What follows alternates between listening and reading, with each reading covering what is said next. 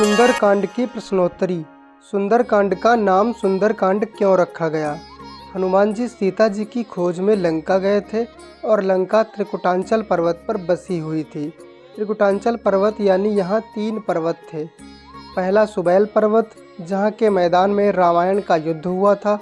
दूसरा नील पर्वत, जहाँ राक्षसों के महल बसे हुए थे।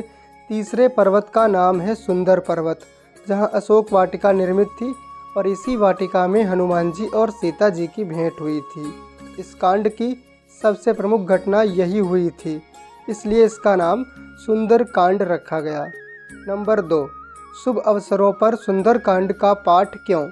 शुभ अवसरों पर गोस्वामी तुलसीदास जी द्वारा रचित श्री रामचरितमानस के सुंदर कांड का पाठ किया जाता है।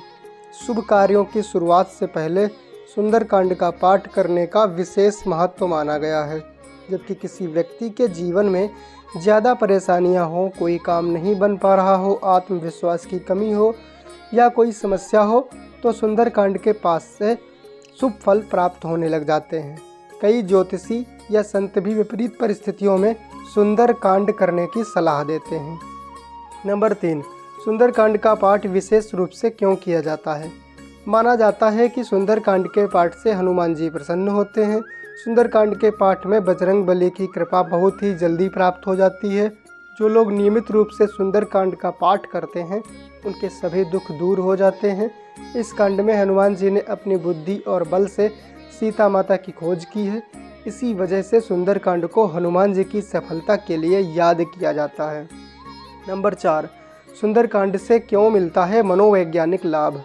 वास्तव में श्री रामचरितमानस के सुंदरकांड की कथा सबसे अलग है।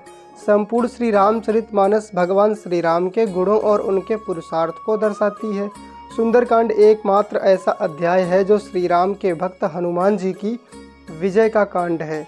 मनोवैज्ञानिक नज़रिए से देखा जाए तो यह आत्मविश्वास और इच्छा शक्ति बढ़ाने वाला कांड है। सुंदरकांड के पाठ से व्यक्ति को मानसिक शक्ति प्राप्त होती है। किसी भी कार्य को पूर्ण करने के लिए आत्मविश्वास मिलता है। सुंदरकांड में 3 सुंदर घटनाएं भी घटित होती हैं। माता जानकी को प्रभु श्री राम का समाचार मिलता है, जिससे वो बहुत प्रसन्न होती हैं। प्रभु श्री राम को माता जानकी का समाचार मिलता है, जिससे प्रभु भी प्रसन्न होते हैं। और विभीषण जी को हनुमान जी और प्रभु श्री राम मिलते हैं, जिससे उनको भी बहुत प्रसन्नता होती है। अर्थात सुंदरकांड सबकी मनोकामनाएं पूर्ण करता है। नंबर 5, सुंदरकांड से क्यों मिलता है धार्मिक लाभ? सुंदरकांड के वर्णन से मिलता है धार्मिक लाभ। हनुमान जी की पूजा सभी मनोकामनाओं को पूर्ण करने वाली मानी गई है। बजरंग बली बहुत जल्दी प्रसन्न होने वाले देवता हैं।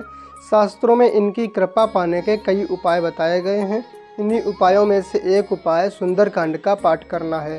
सुंदरकांड के पाठ से हनुमान जी के साथ ही श्री राम की भी विशेष कृपा प्राप्त होती है। किसी भी प्रकार की परेशानी हो, सुंदरकांड के पाठ से दूर हो जाती है। यह एक श्रेष्ठ और सरल उपाय है। इसी वजह से काफ़ी लोग सुंदरकांड का पाठ नियमित रूप से करते हैं। हनुमान जी, जो कि एक वानर थे, वे समुद्र को लांघ कर लंका पहुंच गए। वहां सीता माता की खोज की, लंका को जलाया, सीता माता का संदेश लेकर श्री राम के पास लौट आए। यह एक भक्त की जीत का कांड है, जो अपनी इच्छा शक्ति के बल पर इतना बड़ा चमत्कार कर सकता है। सुंदरकांड में जीवन की सफलता के महत्वपूर्ण सूत्र भी दिए गए हैं। इसलिए पूरी रामायण में सुंदरकांड को सबसे श्रेष्ठ माना जाता है, क्योंकि यह व्यक्ति में आत्मविश्वास बढ़ाता है। इसी वजह से सुंदरकांड का पाठ विशेष रूप से किया जाता है। जय श्री राम, जय माँ जानकी।